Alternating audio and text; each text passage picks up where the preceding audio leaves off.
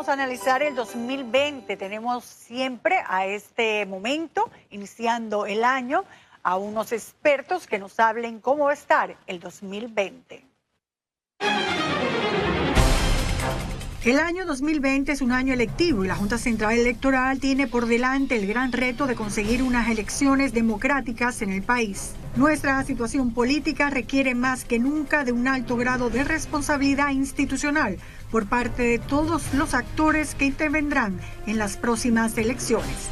Frente a los serios problemas de corrupción, falta de transparencia, las desigualdades y el nepotismo, debemos preguntarnos si la democracia que tenemos debe ser rediseñada. La necesidad de que el país se encamine hacia un desarrollo sostenible, ecológico y autosuficiente debería ser la meta de todos los años por venir. La educación también supone un gran reto. Necesitamos cambios profundos en nuestro sistema educativo para salir del foso en el que se encuentra. Un reto no menor también supone los índices de violencia. Debemos hacer hincapié en que nuestras leyes garanticen que haya un régimen de consecuencia ante los infractores. Y en el crecimiento económico, se espera que en el 2020 no sea solo macro, sino micro y que lo sienta todo el país. Pero veremos qué opinan los expertos sobre lo que nos espera en el 2020. Estamos muy contentos con nuestros panelistas celebrando el 2020. Vamos a desearles a ellos lo mejor. Sobre todo que si se lo deseo a ellos, se lo estoy deseando al país, porque ellos son parte importante de este país.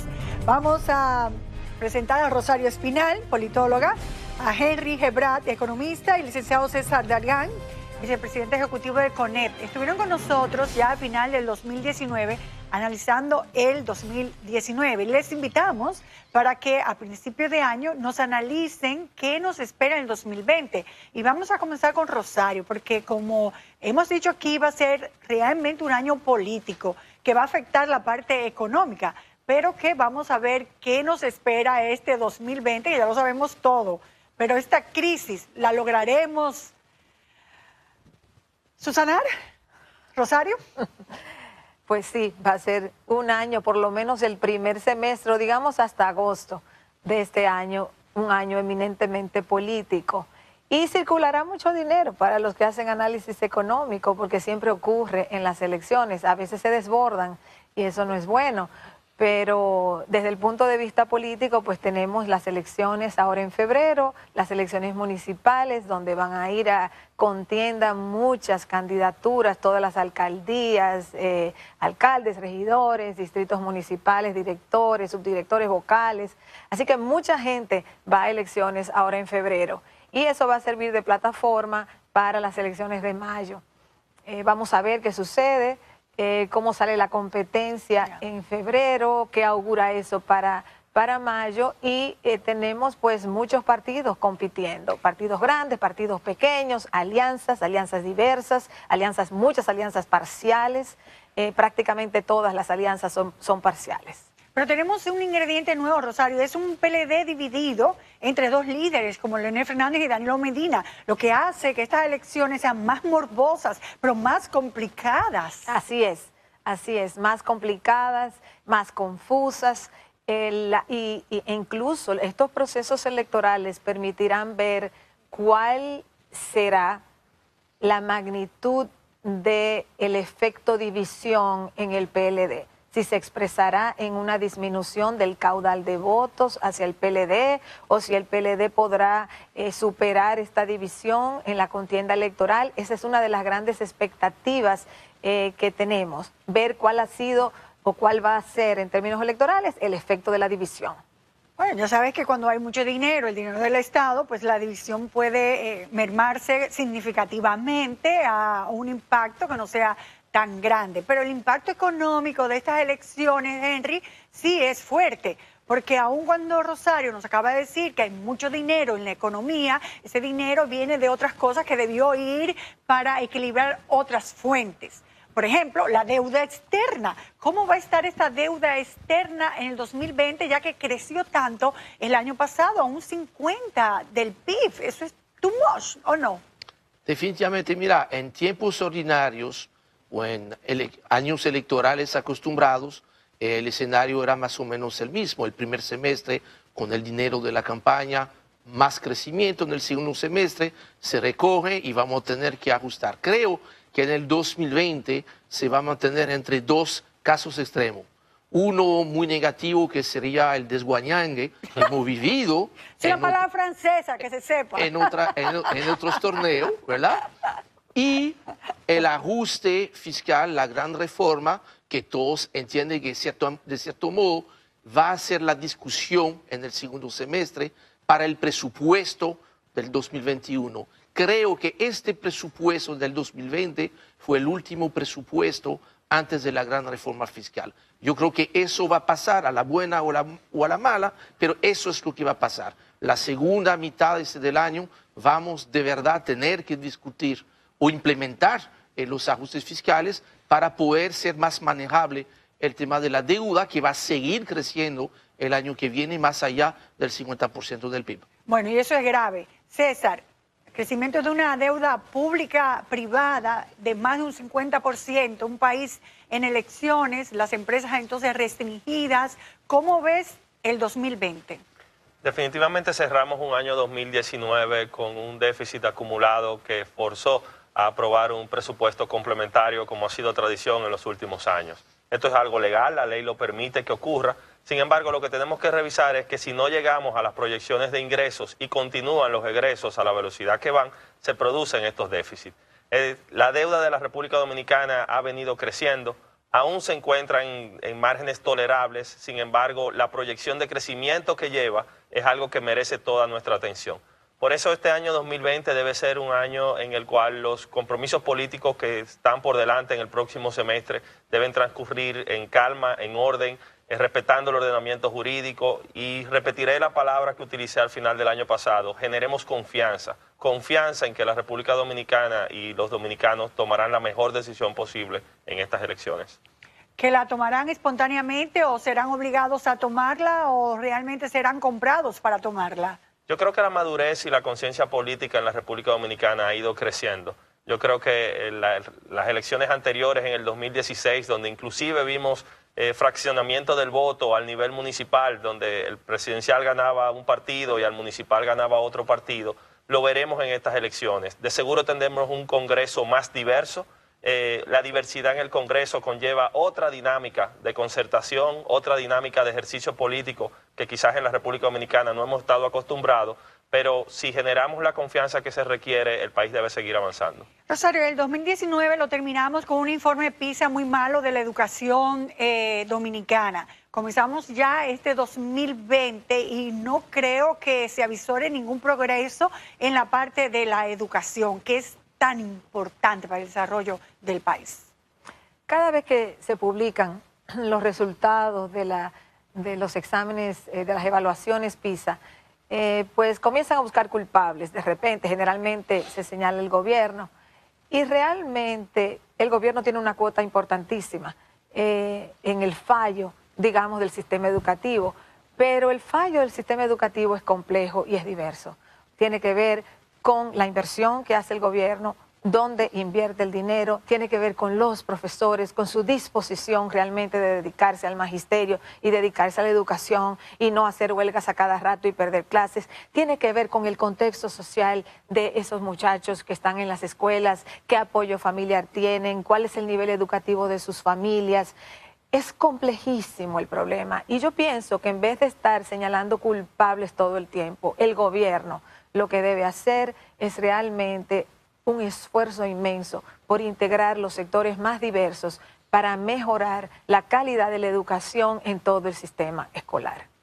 La economía del 2020, ya acabas de decir que, bueno, todo dependerá de cómo se manejen una parte del trimestre, otra parte del otro trimestre. Pero ¿hay algún otro factor externo que nos pueda afectar para la economía de este 2020? Sí, nuevamente, mira, yo te diría 4 factores que tenemos que seguir. Lo que va a pasar en los Estados Unidos. ¿Con Donald Trump? Con Donald Trump o sin Donald Trump. Eso va a depender, eso no depende de nosotros, obviamente, pero obviamente lo que pasa en Estados Unidos tiene una incidencia muy fuerte acá. 2, lo que va a pasar con los precios del petróleo. Pueden desplomarse los precios, pero pueden ir subiendo más allá de lo que está contemplado en el presupuesto, que es 59 y algo el barril.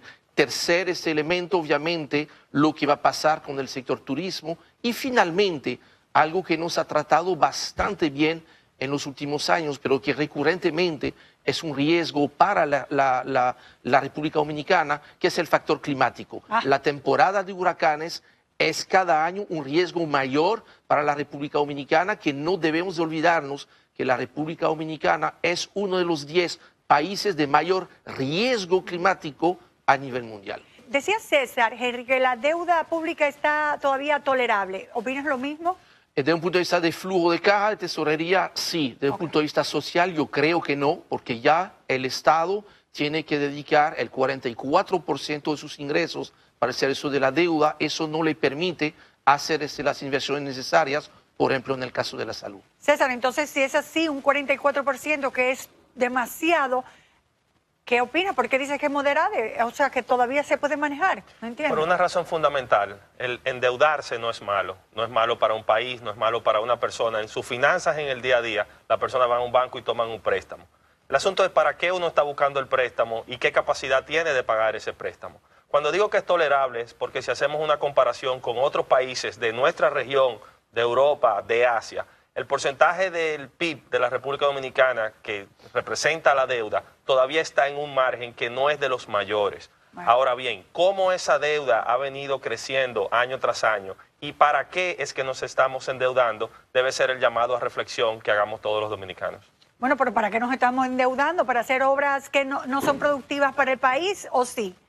Definitivamente el modelo de desarrollo social que queremos tener como país requiere recursos y esos recursos no están disponibles. El desarrollo de la infraestructura en la República Dominicana requiere recursos. Ahora, seamos creativos. En el Congreso hay una ley de alianza público-privada que permitiría mayor flexibilidad de participación del sector privado, financiando en el mediano y largo plazo proyectos de infraestructura con responsabilidad compartida. Esto ha sido exitoso en otros países. Entonces, más allá... ¿Cuántos años tiene ese proyecto de ley o de anteproyecto? La versión más reciente fue sometida el año pasado, en el verano del año 2019. Avanza en el Senado y ojalá sea priorizado también en la Cámara de Diputados, aunque sabemos que la agenda está compleja. Bueno, ahorita decía yo por una equivocación que en el 2029 estábamos ya. Yo creo que vamos a estar para el 2029 a ver si la programa ya está, porque tiene mucha positividad, pero como se aplazan aquí las cosas importantes y que realmente generan cambios, pues yo creo que en el 2029 vamos a estar aquí hablando todavía de que no fue aprobada. Ojalá que no. Okay. Muy bien. Ya para ir finalizando este foro, en la parte de corrupción, Rosario, ¿tú crees que este año 2020 vamos a tener algunos condenados por corrupción? Caso Odebrecht, por ejemplo. Uy. Qué pregunta, yo no sé si vamos a tener condenados. Pero se supone que sí. Ojalá que el gobierno, el sistema de justicia, en particular el sistema de justicia, comience a dar un ejemplo para que se sancionen a las personas que cometen actos de corrupción, porque la corrupción es un serio problema en la política dominicana. La gente así lo ve, la gente así lo entiende, a la gente le preocupa. Y aunque no es un tema que se hace central mientras no haya una crisis económica grande, porque cuando hay una crisis económica grande la gente le pone mucho más atención a la corrupción. Pero mientras esa crisis, digamos, no llega, a veces la gente se hace de la vista gorda con la corrupción, pero hay muchos recursos que se desvían. Por ejemplo, hemos estado hablando aquí en este programa de si hay endeudamiento, de si no se destina el dinero a las áreas prioritarias del país. Es que también mucho dinero se desvía por la corrupción. Entonces hay que poner orden en la casa. Antes de poner más impuestos, por ejemplo, hay que poner orden en la casa. Si no se pone orden, si el gobierno no pone orden en su propia casa gubernamental, en el uso de los fondos públicos, entonces es muy difícil decirle a la población que le van a aumentar los impuestos. Para cerrar ya este foro del 2020 y como el principal tema de este año va a ser las elecciones, Henry, aunque no es tu fortaleza, ¿piensas que la Junta Central Electoral va a salir airosa, que los partidos dominicanos van a salir airosos, que el país va a tener una experiencia positiva? Mira, como no te voy a dejar que me lleve para lo hondo, ¿verdad? Que te desguañaste aquí. Obviamente hay un reto enorme sobre la Junta Central Electoral. Yo creo que la recomendación que hizo Rosario el año pasado en el cierre de año, es que los dos principales partidos también tienen ahí una responsabilidad compartida, porque el sistema ahí es de todos. Y yo creo que lo que está en juego en el 2020 no es cualquier cosa, va mucho más allá solamente de quién gana, quién pierde, porque ahí todos podemos ganar, pero todos también podemos perder. Bueno, César, ¿cuál es tu opinión de esa parte? Si la Junta Central Electoral, si el país, si el voto automatizado, si la contadera del 100%, del 60% de la población que va a votar, se va a lograr un consenso y no habrá un algoritmo por ahí que nos fastidie nuevamente. Nos hemos pasado el programa comparándonos con otros países del mundo en muchos temas. Y si con alguien no tenemos que comparar es con aquellos que funcionan y están a un nivel de mayor desarrollo que nosotros. En países desarrollados las elecciones son algo común y corriente.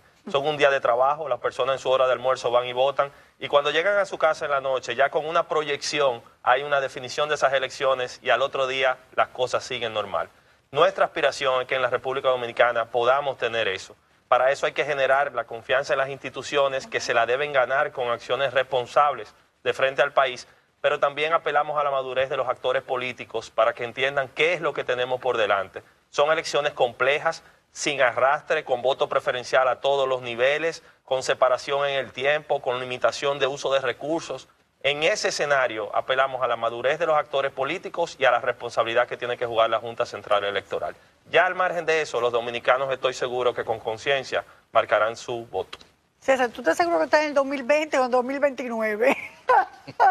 Tenemos que poner la mente donde queremos llevar nuestras acciones. Ok, eso es verdad. Muy bien, Rosario, ya para finalizar, ¿qué crees que va a pasar en este 2020 con las elecciones?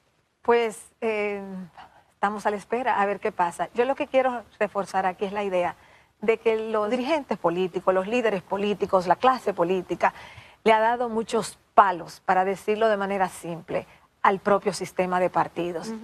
Lo han ido fragmentando, eso no es bueno para la democracia. Entonces es tiempo de que la clase política, esos dirigentes de los partidos, esos líderes entiendan que no pueden seguir dándole palos al sistema de partidos, que tienen que rearticularlo, que tienen que reforzarlo, que tienen que hacer buenos gobiernos, que todo eso es importante para que este país realmente avance, Rosario, para que se consolide la democracia. Ok, entonces para finalizar, ¿vamos a lograr algo con la Junta Central Electoral, el voto automatizado y las elecciones?